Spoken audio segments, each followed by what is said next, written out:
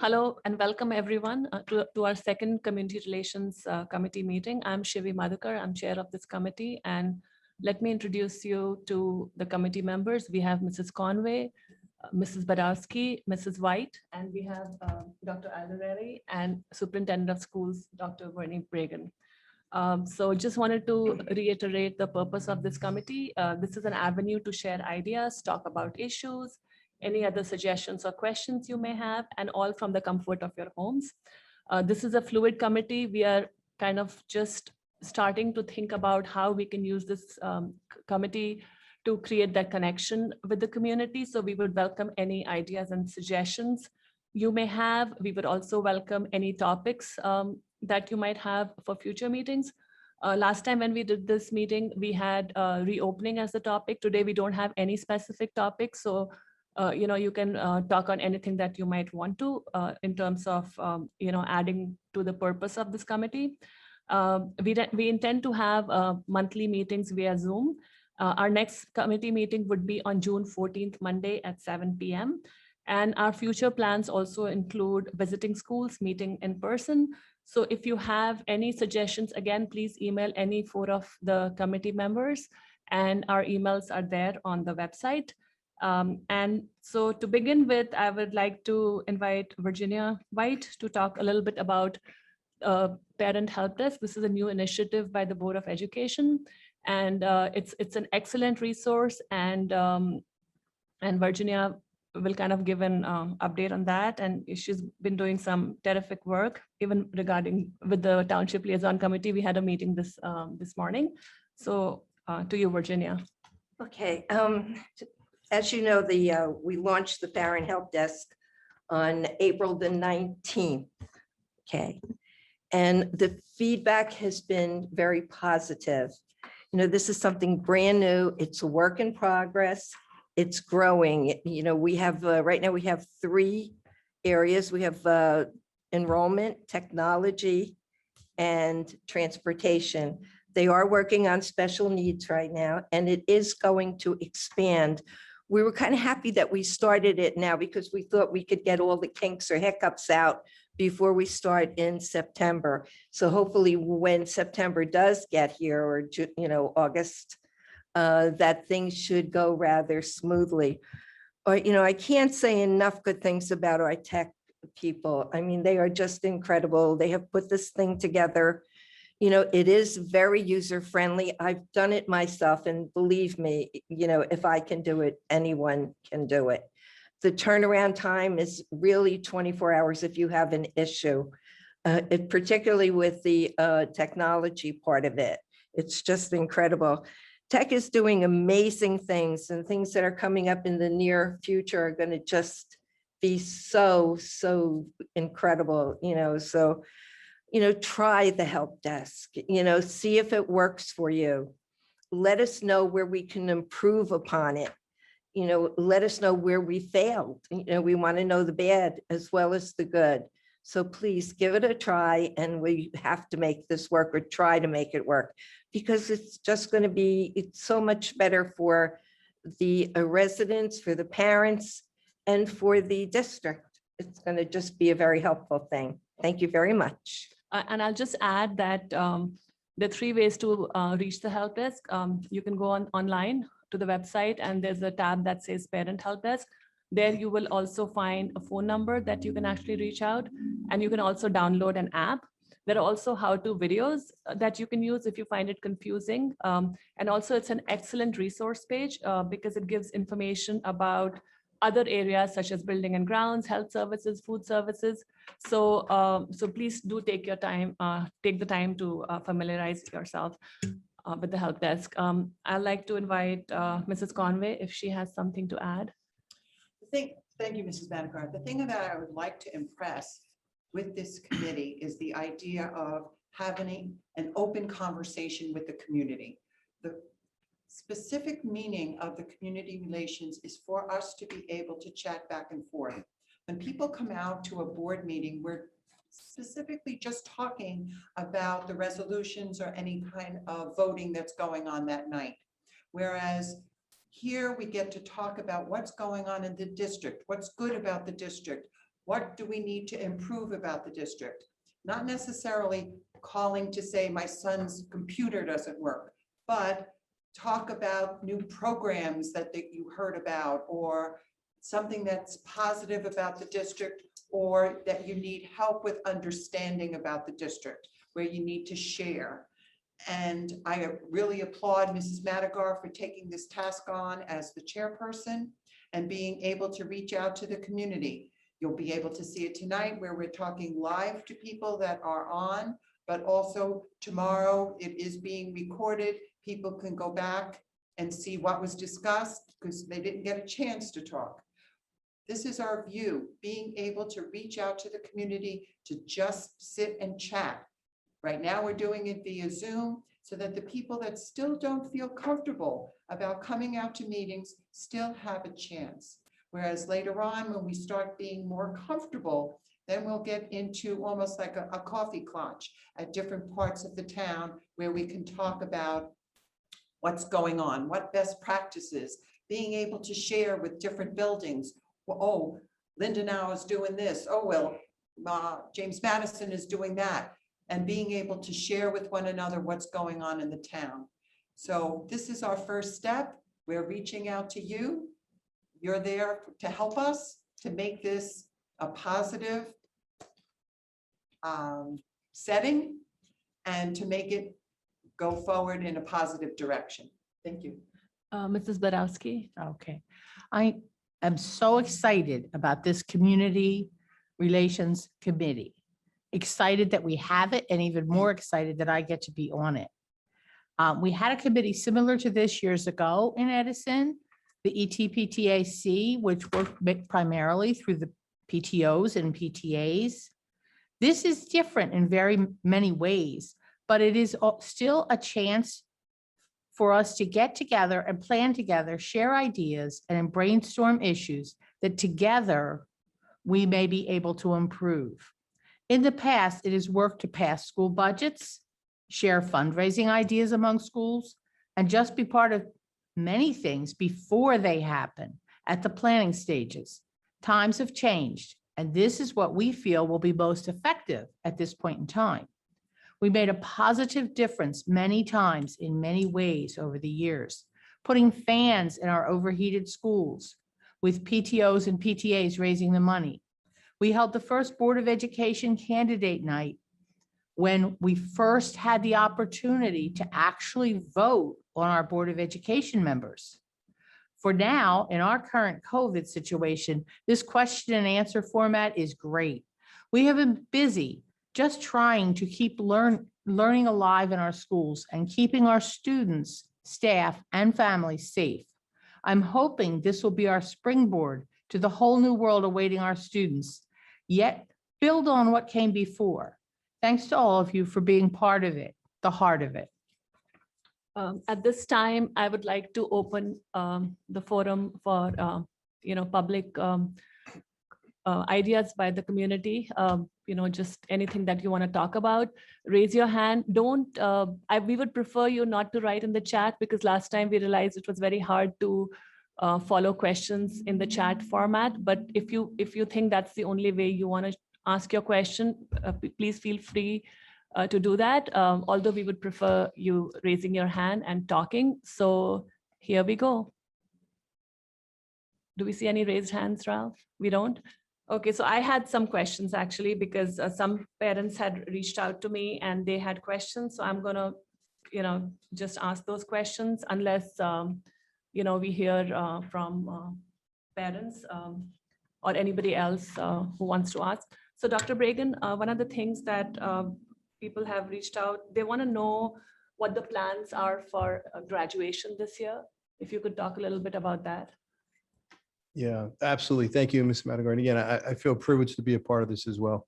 I'm not sure I'm worthy to be on the stage with all of you, but I feel privileged to be here and to share our thoughts. Regarding graduation, as everyone knows, this year was a difficult year. As we plan graduation today, the parameters we have for outside use is at 500 as a capacity, a maximum capacity, which is what it was last year. So we wound up having 3 graduations that were outside on our athletic fields at both high schools. I think Mrs. Conway was at each of them and could attest to the fact that those were the hottest days of the summer. We're close to it.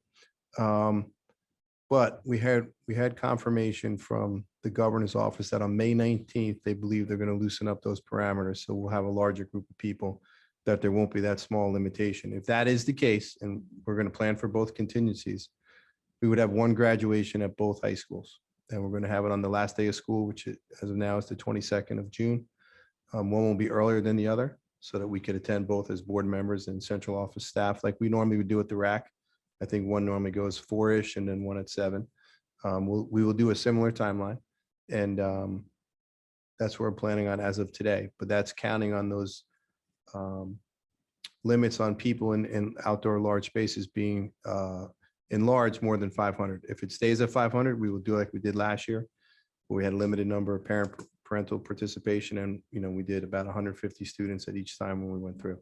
So I hope that we have one graduation ceremony that all the students can be there and be a part of it together with their families, and obviously all of you that want to come and us, Dr. Aldarelli, myself, and the central office team be present. Right now, it's scheduled for the last day of school, the 22nd. There'll be a rain date, most likely be the following day. So we'll try to make it as close to the same date as possible. As you know, and some of you remember, we used to always graduate on the fields at both high schools until we moved to the RAC. So we're a bit of a slave to the weather when you do that. So Right. Is there any chance that you could do it on 2 different days? That's not a possibility, right? At 7, just because of the heat, if it is a very hot day. yeah, we could. There's a lot of planning goes involved with that and all. And if you remember last year, at some point we weren't allowed to gather at all. So we did a virtual meeting, a graduation, which happened on the last day of school like it normally would. And then I think we initially planned it for the 3rd week in July. And we did it at JP Stevens at the time, which was a very warm day. And then Edison High School got rained out twice, I believe. And then on the 3rd date, it was even a hotter day, but it didn't rain. So we'll look at all that. Right now, though, the plan is for the last day of school, which would be traditional. It's the last day for our seniors to have the graduation that evening. And, then they go on their merry way. And what about promotion ceremonies for the lower grades? Going into high school, going into middle school? Yeah, great question. It's funny. That's one of the things I remember when I was principal at James Madison Intermediate School. We created a promotion ceremony where we actually had it at John Adams School because all the students would transition there. And it was really well received. The parents enjoyed it. The children like to do it too. It was nice to recognize them for moving on, transitioning from elementary to middle school. So it's really important. This year, though, because of the COVID, we will have those ceremonies, but they will be virtual. We don't anticipate having any in-person ones at that level at this time. We recognize for some people that's a little bit frustrating, but I think safety in that area would trump everything else. And it's a little different when you're talking about graduating from your high school program, your senior, leaving the system, 12 or 13 years. That's something that we want to try to do and have that special moment for the children. For the other promotion ceremonies, they will be virtual at this point. Any questions you have on that, committee members? No? Nope. Okay. My next question that I received was a lot of people have concerns about the placement finalization and the schedule. If you could talk a little bit about that, and and I know that that we did receive an email that said it's not final, but if you can just talk a little bit about the process for that, and when should people know that it's this is my final schedule. Could you just give me that one more time, Shivi? Because Ms. Madigan, I was reading the chat, which I wasn't supposed to do. I mean, Somebody had a if there is question. a question, then please answer that question first. All right, I apologize. Yeah. Mr. Barker alluded me to look at the chat, and it was somewhat lengthy. A parent group asked there about the Edison, New Jersey Parents Group, previously known as Edison Remote Learning Parents, had concerns. They represent about 10% of the students, concerned about the quality and quantity of the food being served to the children. That's a question that we heard from a few people. We heard it from board members. We heard it from some individuals that actually took pictures of some food that they thought was less than par and shared that with the administrative team. We met with Chartwells, who was our current food service provider, last week, went over our expectations, and some of the things regarding the quality of the food wasn't up to snuff. And they said they would immediately address it and work on that for the remainder of the school year. Some of the portions with the food, the portions are dictated by the guidelines from the federal government. And I remember when President Obama's wife, Michelle Obama, had the initiative for nutrition that got adopted in all the schools. And it reduced the caloric intake of the lunches. So the roll that used to be with the chicken sandwich, I don't know calories, but seemed bigger than the ones that came, the next year. And we did hear that students didn't feel they were getting filled up on that. So there are parameters with how many calories they can serve for the food. That being said, if somebody wants to order an additional, let's say a slice of pizza or additional order of mozzarella sticks, these are some of the more popular lunches, they can do that, but that would be a cost for that. Right now, it's the seamless summer option. All the food is free for anybody that wants it. But if you want additional portions, the children do have the option to do that. They can order it that day or the day in advance, but there will be a cost associated with it. Moving forward, how can we improve the food? The Board of Education has taken this charge on, and they've asked me to put out an RFP for food services, which is the company that provides the food service. Chartwell's is the company we use. They've been here for a number of years. I don't know exactly how long. They were here when I was a principal, so that's going back at least 15 years. So that's going out now. We're in the final stages of getting approval from the State Department of Education and the Department of Agriculture. They have to review the exact RFP before it goes out. But the turnaround's fairly quickly. Once we get it out, we can get those back, in 10 days or less or more, around 10 days. So as far as improving the quality of the food, we talked to the vendors and what our expectation is for Chartwell's moving forward. If we're going to put an RFP out, we get the Board of Education, we get an opportunity to see who submits a bid. And then we'll go through that like we would have any other vendor, whether it was the architect or whether it was the board attorney, whether they come to the committee, the food service committee or the full board and present their wares and we decide which one we want to go with. Change for the sake of change, I don't think is good, but change to make things better, I think is worth looking at. And the board will make that decision at some point. But I do think we can do better with the quality of our food, whoever provides it. So just one question I had, just to clarify. I've heard that there are not many vendors who are that big in size that can serve a district as large as ours. So in case, we don't have much option, is there a possibility that different schools could have different smaller vendors serving them? Because I feel that one of the reasons why the food does not, and that's, just my personal opinion, is doesn't taste good, is because some of the schools don't have good kitchen facilities. So then to serve hot meals becomes more problematic in some schools rather than others. So if there's a small vendor who could, just come in with kind of fresh food, just an idea, if you can talk a little bit about that. Is that a possibility, just if we don't get, good people applying? I think we want to see what comes of it first and then make Okay. that decision. I'm not sure that's an option. I got to check that within the parameters we're allowed to do that, have different vendors for different schools. That creates another can of worms, right? If, Okay. JP Stevens has this vendor, Edison has this one. Right. On any given day, the food's better here than there. Why'd you give them the better one? We got the worst one or whatever. Mhm. But that's an option. If we're permitted to, we can explore that. I do think a district of our size would generate some interest.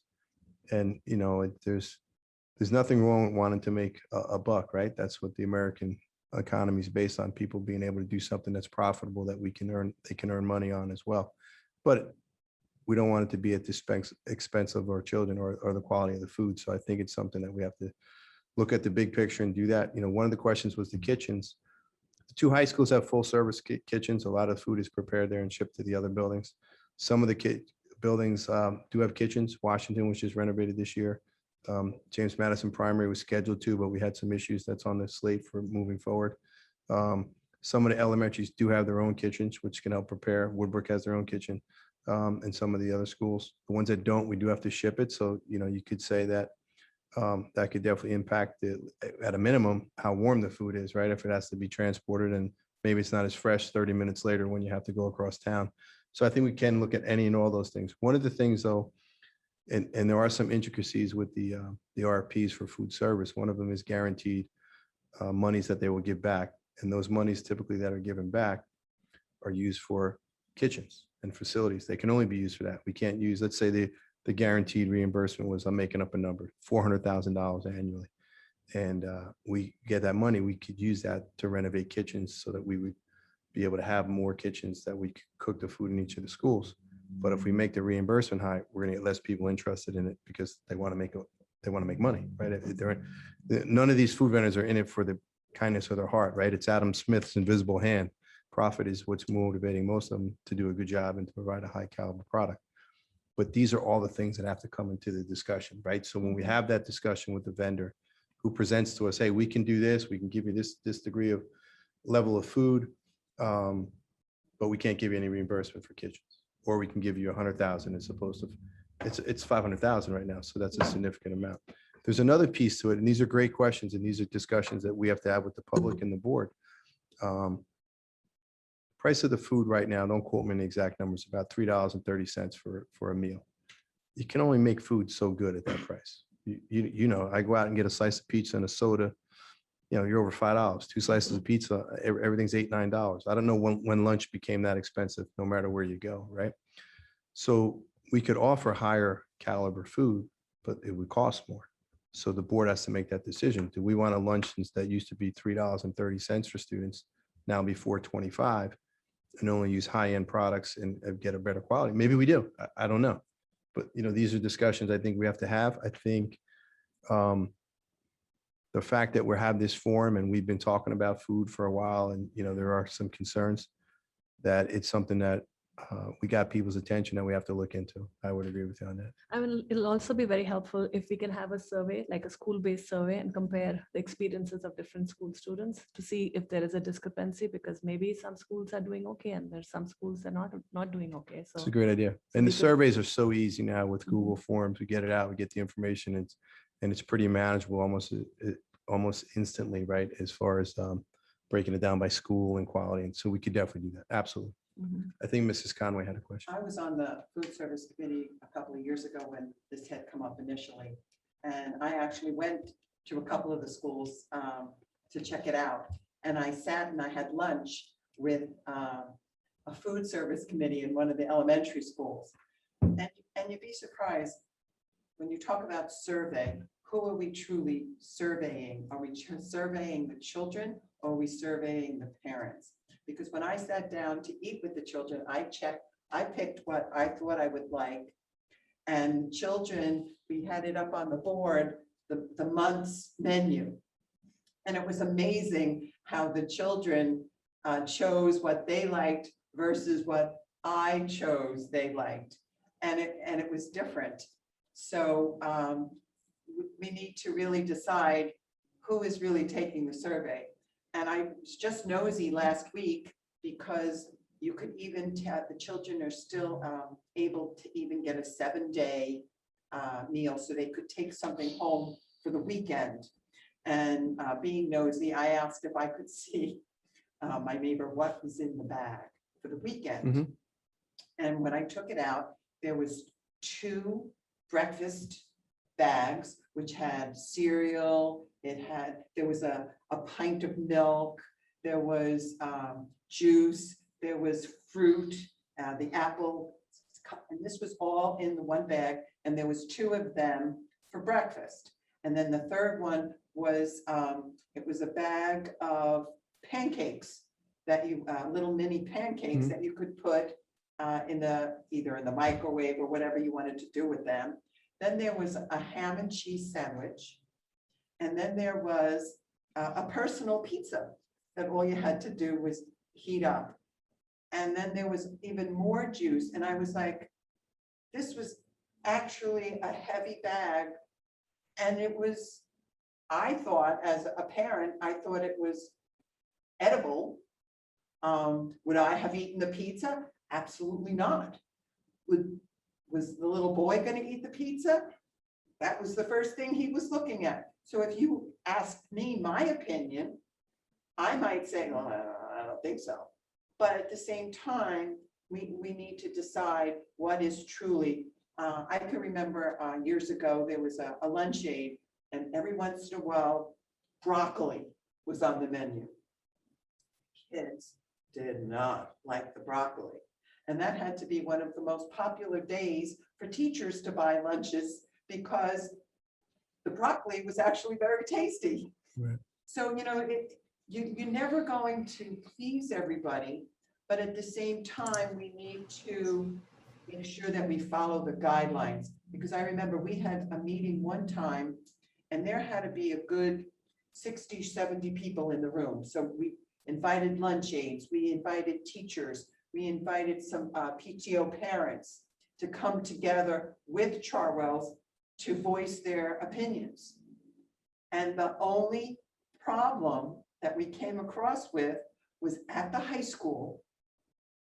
They wanted 2 slices of pizza. They did not want one slice of pizza. They wanted the 2 slices because they didn't want to eat the piece of fruit. They didn't want to eat the salad. They didn't want the juice or the drink. They just wanted the 2 slices of pizza.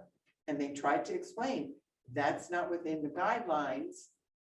If you wanted to purchase a second lunch, that's an option, but it's not within the guidelines from the federal government.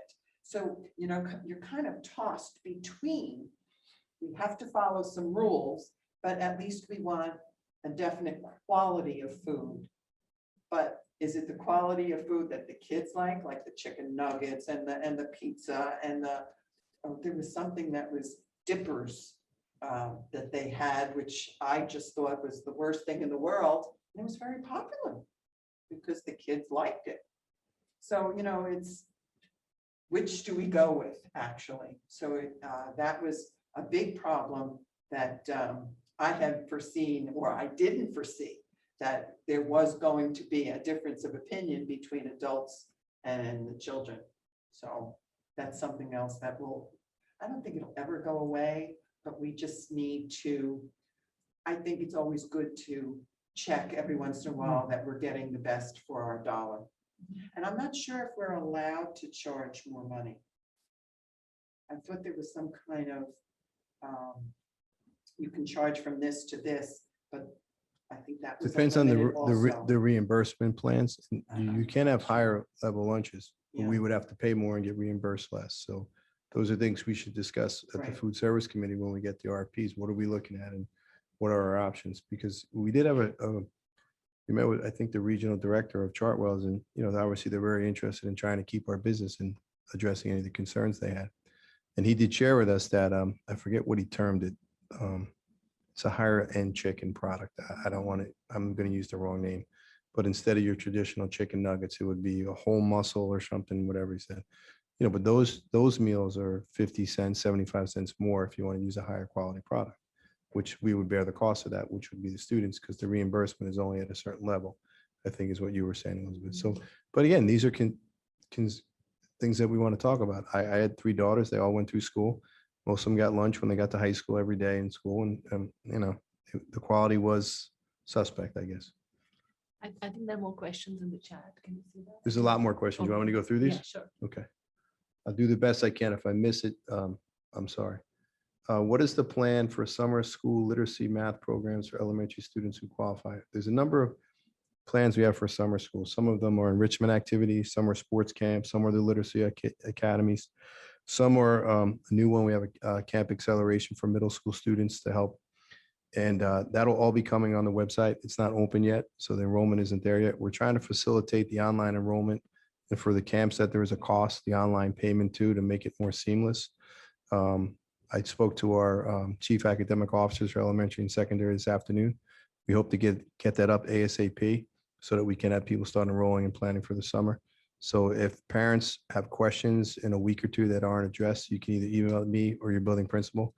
But we look to have that out there and offer a whole wide array of programs, some in person, some remote still. You know, we have options for different enrichment activities.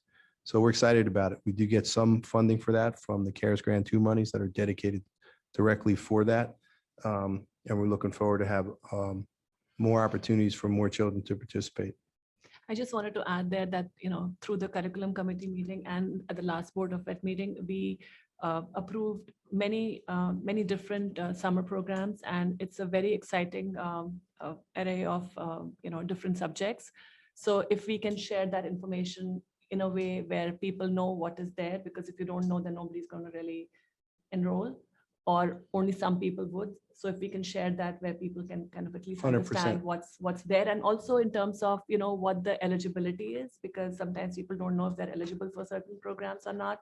So so if we can have that as well, you know, for just learning something over the summer and then repeating it, you know, from September, because there's been so much of there is typically some learning loss in the summer, so that would kind of help tide over that. So just kind of getting that information out there. That's a great idea. And what makes sense to me is having a link on the website for all the summer programs, whether they're enrichment, remediation, or literature academies, or some of the accelerated programs we want to put together.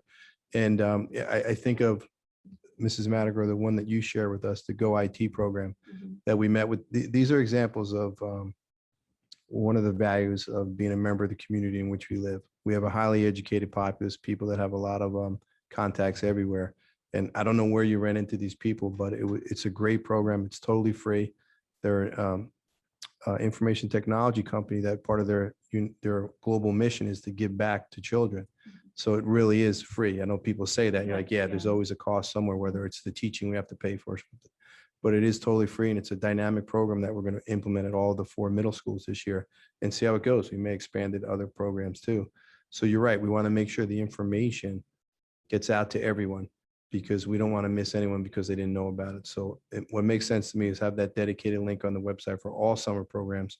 And kind of like we do with the help desk, you go to one place and it links out, it branches out, which is still a work in progress, and we're working on it. But we should do the same for the summer too. And then send out information, whether that's via, the Twitter accounts or the emails or the robocalls. Hey, please check the website. It's up and running. I think that's a great idea. Yeah, and I just wanted to add that the counseling page on the high school website, both the high schools, Edison High as well as JP Stevens, has a number of exciting opportunities for students. So please do go to that website and check it out, because a lot of those programs have deadlines. So if you want to do something exciting over the summer, you can get a lot of ideas there. So just wanted to throw that out there. Dr. Bregan, any More other questions? Yeah, we got a few more here. When is the construction scheduled to start for Lincoln Elementary School? It's a great question. I think did we talk about it at the board meeting? I think the other day somebody mentioned it, but we had the walkthroughs for the bids the day we had our last board meeting. Finance and facilities, we talked about it. So the bids are due back on May 11th. We hope to have award the contract for construction on the May 25th board meeting, if I got the date right. And our plan is to have shovels in the ground the last day of school, with the expected completion date of a year from September. So we're excited about that. Yeah, that's moving along. And so far, everything has been on point as far as with the timelines. So we're excited about that. Do you want me to keep going, Ms. Madiger? Yeah, sure. That lunch is very expensive for parents with multiple kids. Amen. Somebody mentioned something here. I'm just trying to read them quickly so I don't miss anybody. About the weekly lunches, and we did get a lot of feedback from that was well received. I can't see that one right now. That the parents can pick up a box for the food for the 7-day meals, 7 days of meals, and it's been very well received. Someone asked if we could have them hours extended into the evening. I'll take a look at that. Typically, we don't do it into the evening because the Chartwell's employees, as well as most of ours, aren't here in the evenings, but we'll look at that. Do we know if the federal government might be funding food even during the summer this year? That's a good question. I have to look into the summer, but they did make the commitment to fund it for all of next year. I think Bureau Patel mentioned that at one of our board meetings, that they will have they called it the seamless summer option. I don't know if they use the same name, but I think they said it's going to go through all of next year as well, for students can get free food, which I is mean, there great. is something called the National Summer Lunch Program or something, where you just need a site, and the federal government will come out and provide the needed funding for food. So maybe that is something we can explore, so we can provide food over the summer as Yeah, well. we'll follow up on that. We traditionally in the past, we haven't provided it in the summer, and we didn't last year either, but we will look into that. Okay.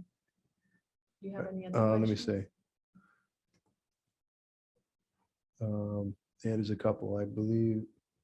USA free meals is an excellent move. Please have enrichment programs readily available on the south side. From my personal experience, it sounds like the south side gets sports and academic enrichment take place on the north side. Makes it very difficult to get across town. We will definitely have those programs offered on both sides of town.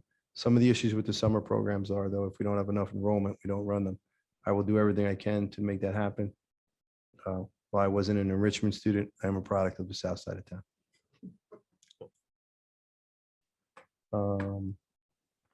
Is there a realistic possibility of offering AP Spanish in high school, given the shortage of Spanish teachers? Absolutely. We will find them. Edison is a great place to work. It's a great place to live. It's a great school system. And it's had that reputation since I was a kid, since my family moved here in the 70s. So while we may have to actively recruit more vigorously, I do not believe we should not offer a program because we have concerns about getting a teacher. Maybe Dr. Aldarelli could talk about some of the things we're doing to actively recruit, not just more Spanish teachers, more teachers overall, and some of the things we've implemented since your arrival. Yeah, one of the key things that we want to make sure is that we continue and embark upon, excuse me. One of the things we want to make sure is that we foster partnerships with local universities. We want to make sure that we have a pipeline to student teachers. Over the course of my time since I began here in October, we've reached out to, the deans of the schools of the universities to see, number one, how can we get and recruit these very difficult, positions, French, Spanish, ESL, to make sure that not only we're getting the quality of candidates, but we're on the front lines of those pieces. So those conversations have been going well. We've reached out to Rutgers University, Rider. I have a personal affiliation with Monmouth University as well too. So those conversations are going great, and we look forward to having a lot more student teachers in our school moving forward for next year. If I can just add to that, one of the things that Dr. Aldarelli brings to the table that's really important though, and my brief time at Monmouth University as a professor for the 2.5 years I was there, and when I worked in Monmouth County as a superintendent, was the relationship we had with the partnerships with higher education.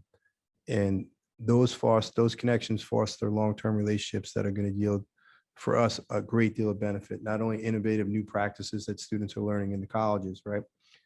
We wouldn't go to a doctor that his only diagnostic options were what he learned in medical school 30 years ago. So instructional practices change as well, right? So that's something that we really want to look forward to and having a partnership with the universities. But in the other end of that, it helps us find and recruit high caliber teachers when they're right out of school on step one, and bring them in and train them, to be successful in the Edison public schools.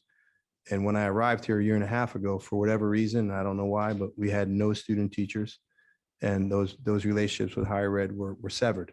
So Dr. Aldarelli's hard work and the other people in our departments have worked to rekindle that. I know with Rider University, with Monmouth University, with Kane University, Montclair University, Rutgers is, the premier state institution we could throw a baseball to. Well, when I was younger, maybe, but not now.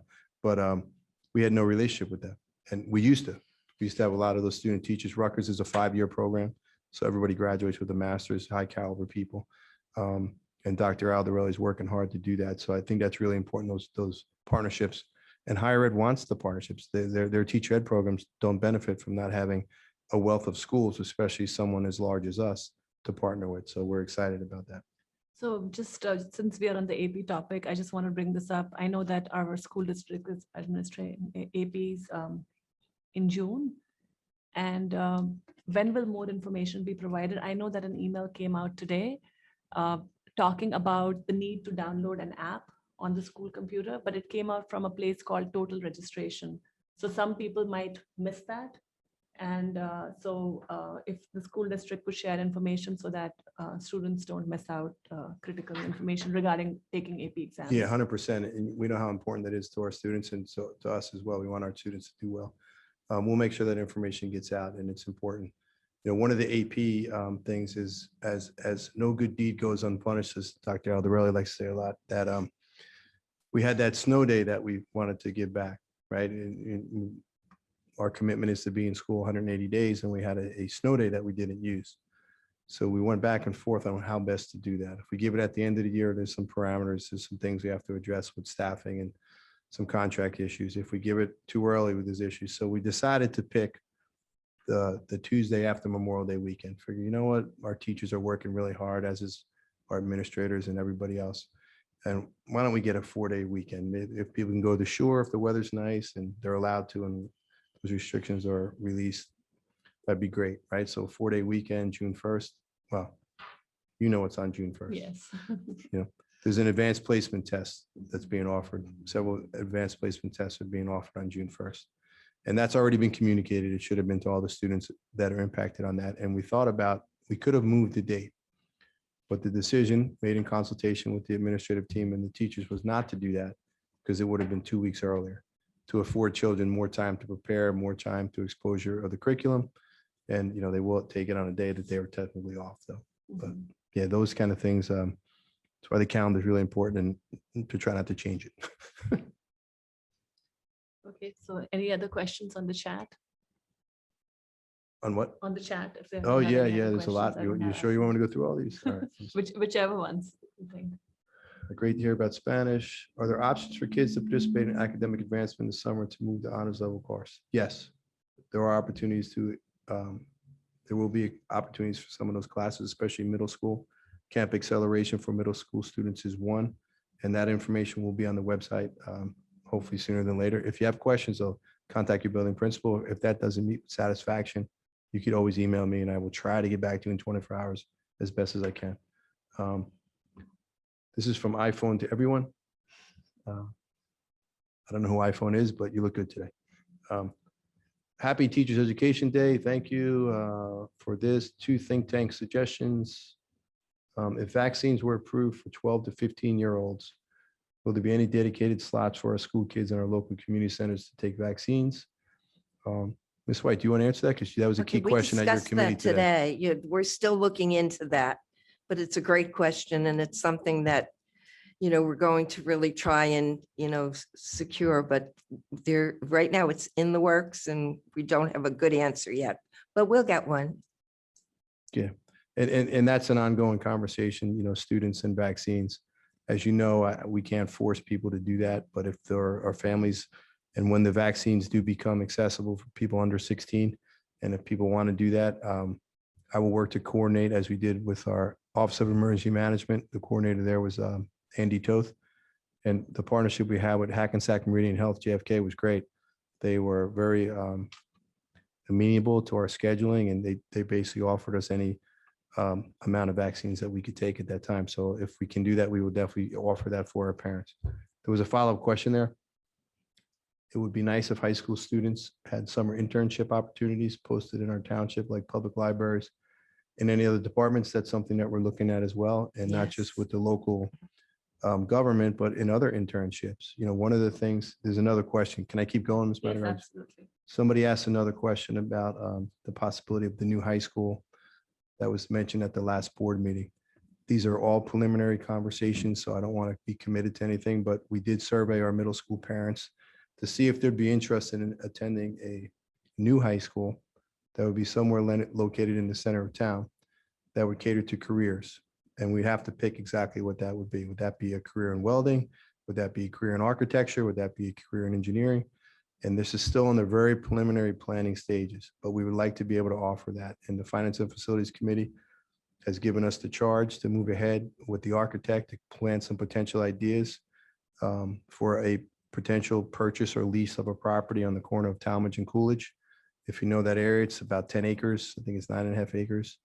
And it's something where we could put a smaller school. It wouldn't be a comprehensive high school like either one of Edison High School or John P. Stevens, but it would be something that could possibly accommodate between 500 and 1,000 students, depending on the size and the structure, with a very specific focus on career academies. And if that was feasible and the board approved it, and we got from the time we put shovels in the ground to the end, is probably 18 months. It could help alleviate the overcrowding at JP Stevens High School as well as with Edison. So we're excited about it. I don't want to give out too much information, one, because I don't know it, and two, people tend to hold you to exactly what you said when we are in the very preliminary planning stages. So these are ideas, and we look to keep moving forward with it and really change things for the long term here.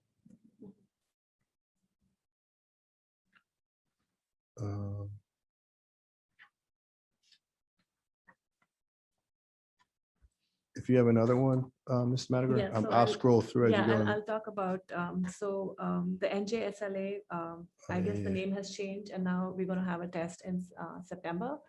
And I just, and typically it's done around April and May. So I just want you to talk about a little bit about any more details on the test, plus how will we address the learning loss over the summer? So the kids are coming in and then they have to take this test.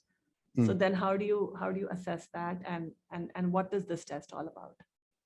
Yeah, awesome. Great questions. The New Jersey student learning assessments usually take place in the spring, as you said, across usually from grades 3 through 8. And then in the high school, they have end of course assessments, depending on English, language, algebra, geometry, so on and so forth. As you know, the state was advocating for a waiver of those assessments this year because of, what we had to transpire this year. And many students still remaining remote. How would you administer those tests with some degree of fidelity? And very late, a few weeks ago, we got that waiver, and the federal government did say that you could have a waiver from the mandates for the federal test for the testing. In place of that, in the fall, we're going to have, it's called Start Strong assessments. It's going to be similar to the NJSLA that was scheduled. They're going to occur in grades 4 through 10 for ELA, in grades for math in grades 4 through 8, and then algebra 1 and algebra 2 and geometry and the course type assessments to assess those skills in September. So science will be in grades 6, 9, and 12. And the window that we have now for that testing is going to be from September 13th through October 22nd. We will offer opportunities for students in the summer if they're available. As I said before, that's going to come out. And we'll try to get that information out as soon as possible. But we do think it's important for our communities to know that everyone's in the same boat. Everybody went through some type of hybrid online for the entire year. So our teachers are great. They're well-trained. And by the way, it's Teacher Appreciation Day. Thank you, everyone, for all that you do. And in September, we'll assess where our students are and adjust the instruction to get them up to speed. And if we need more supports at the time, we'll do that as well. I don't think, again, to be candid, a Band-Aid in the summer is going to fix all the woes that we went through this year. So our teachers have to be cognizant of it, and our professionalism, our staff is something that I'm really proud of, and I know they will do well as they always do. And I'm confident we'll be okay. And we're all in the same boat. So whatever that assessment data comes out in September, it's not going to be like, well, Edison was hybrid and remote most of the year. No, everybody was. So that's our plan for So now. just so the students and parents are clear, if a student has done Algebra 1 until June, whenever the school closes, when they come back in September, and even if they are enrolled in geometry at that point, but they will still be taking the Algebra 1 test. Correct. So just so that people know when they're Yes, clear, that's a great want to question, because clarify, yeah. that would be really hard to take the algebra one if you just finished. Yeah. I mean, the algebra, Yeah, the yeah. geometry test if you just finished algebra. Yeah. Yes, Yeah. it would be predicated on the class you finished in June. Mhm. Do you have anything else, or shall I ask? Go on. Well, let me take a quick look. She Some- yeah. does. Is it in the chat? Yeah, Perhaps we should answer. yeah. Who is it? I think that's Judy McQuillan. Yes, it is. Thank you. Always here. I have a question, Dr. Bregan. At one of our PTO meetings for the presidents this year, we discussed full-day kindergarten. Do we have any plans for the immediate future? If we are going to go back to full-day kindergarten classes? Judy, I thought you were a friend of mine. Why do you have to ask such tough questions? Because I'm your friend. Yeah, that's a good answer. Yeah, the board has been planning this since I got hired. It was one of the things that they talked about at the interview. It's one of the reasons, as Ms. White's been advocating for before she got on the board, but to look at that Stelton Road School as a property.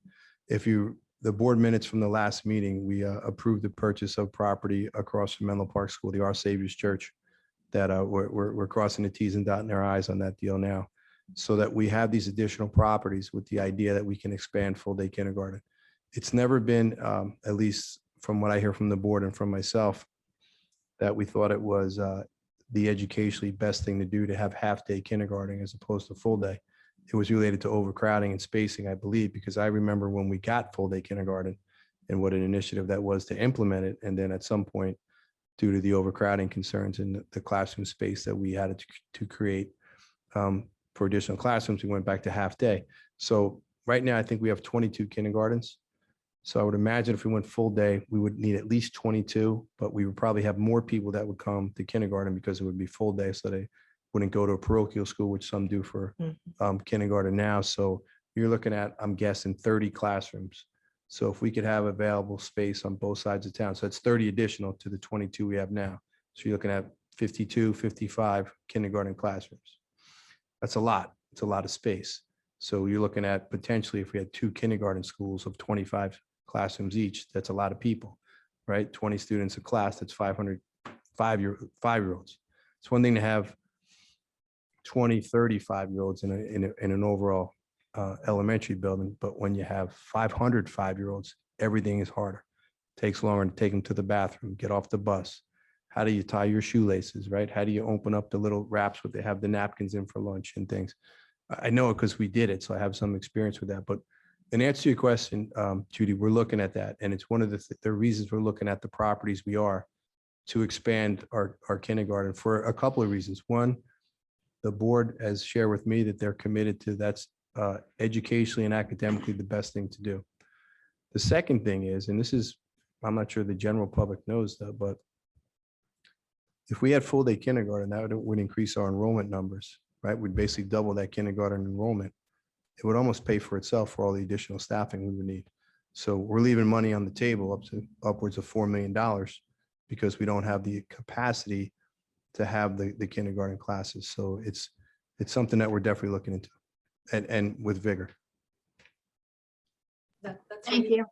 that's Thank really you. interesting. I didn't know that I didn't realize that just by having more students, the program would more than pay for itself. Staffing. I mean, you Staffing, still gotta pay that's for what, the that's what bill, I yeah. meant, yeah. Any other questions or raised hands? No? So one thing that I wanted to talk about, and I wanted you to talk about, a lot of people are kind of nervous at this point because even though the children are getting A's and A+, they don't have, the highest level classes, I mean, the pre-algebra honors. And they're worried that the exact path is being used, but it's not being used. So if you could just say that and, just kind of calm The everybody exact down path is not being used for placement. for placement decisions. And, I know you're on the curriculum committee, Ms. Madigar, and I know there's been a lot of discussion back and forth. You've been really good about clarifying issues for parents and things. And, there are some parents who are worried because the final decisions weren't made yet, that they're all going to be taken care of. If they have a question, please direct it to the teacher, the supervisor, or the guidance counselor. And if that doesn't meet satisfaction, you can call me directly. I'll go over all that with you. What I want to do is, and, I said this again when I got hired, I'd like to expand opportunities for more students to take those higher level courses, but we have to make sure they're prepared as well. Mhm. So the wider net we cast, the better we'll catch those kids. So I support that. And if there's a question, please direct it, as I said, to the teacher, supervisor, principal. If not, they can call me. And then one of the things that I was thinking about was also that on August 28th, you have the SAT exam. And a lot of students do take the SAT around that time because they get the entire summer to prepare. Mhm. So I don't know if we are planning to have JP Stevens or Edison High as a site, but I hope that we could have both the schools so that, one issue happened a couple of months ago where one I of remember. our students had enrolled for the test in a different school, and at the end, at the last minute, somehow they didn't have enough space, so they kicked our student and kept their students. So our student could not take the SAT even though the student had prepared. So this way, at least, any of our students who want to take the test, we'll make sure that, no such issue happens. If there's a way we can have both the sites available for SAT. It's a great question. As a father of a 18-year-old who's graduating this year, when the pandemic hit and, my daughter wanted to take the SAT a few more times, right? Most of our students take it more than once and they do the super scoring. And they were canceled. And then when they opened it up again in September, they filled up like that. You couldn't find them anywhere. So, and we tried to accommodate at Edison High and JP Stevens with as many offerings as we can. I will check that out tomorrow with the educational testing services and see that we could sign up both schools. We typically alternate, if it's this month, it's at JP, next month it's at Edison High, but in that September and then August one, it might be worth offering at both schools. And especially now, because I do feel that maybe the tests weren't offered enough times for the students that want it. So there may be a large influx Mhm. in August. So we will look, I'll check tomorrow. And I don't have any more questions for this meeting.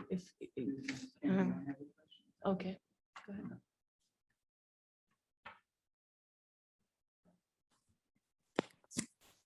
Hi, Dr. Bregan. Just going back to graduation, I know that we have tents at I think every one of the schools. And just a thought, I know at my nephew's graduation, they had tents up on the field because when it gets really hot and that sun is beating down. So I don't know logistically how big a pain it would be, but at the end of school to move some of those tents to the fields, to cover the kids, or if it does rain and isn't pouring rain, but it might help with graduation on the field. And, that heat, the sun beating down at a 4 o'clock graduation can be pretty hot. So maybe for whichever school is going to have the 4 o'clock, move the tents and it would help. It was just a thought. I don't know. Sue, that's a good thought. And I think that's something that we want to look into, what the feasibility would be and how we could maybe set that up. We'll take a look at that. The tents we got now, I think, from a local vendor. I don't want to promote it. I'll promote it. Miller's, I think it was, who's been in Edison for a long time. So that we may reach out to them and see if that's an option. It's a good idea. There are a few more questions. Or no? All right, this is from Edison resident to everyone. Is that Tommy Edison? Just kidding. Will you allow high-risk students to stay remote and learn virtually next school year? If you follow the governor at all, initially they came out and said that all learning would take place on site in September. And then I think less than a week later, there was that caveat made that if somebody has significant medical needs, I'm not really sure what that means, and it would have to be more defined, that they would be allowed to remain remote for next year. We need more clarity from the Department of Ed. I'm on a group with the New Jersey School Superintendents Association, school administrators, whatever it's called, but with the legislative committee, we actually were with Donna Kornikova today from the governor's office, and we were talking about a number of different things. This was one of them, because if children are allowed to have the option to remain remote, and then we have other students in person, it's really hard for our staff. Our teachers know that right now, to do that hybrid where there's some students on screen, some students at home.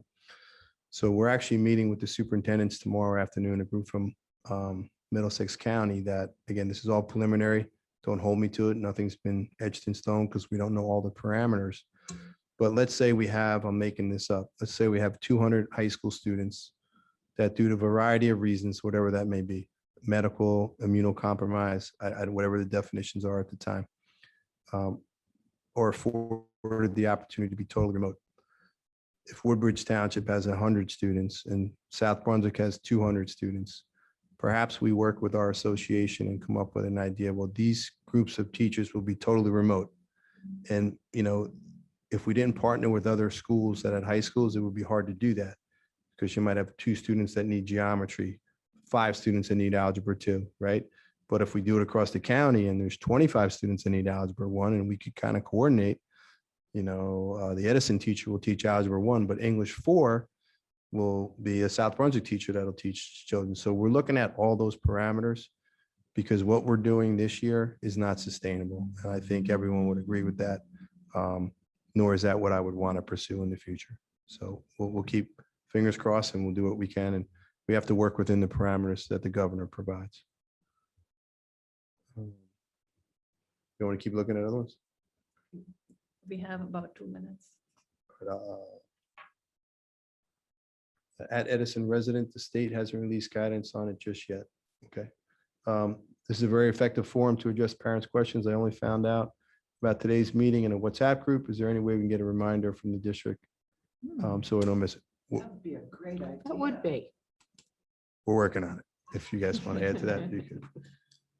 Well, we shared information about this meeting a week ago, and we will try to share it on the day of next meeting onwards.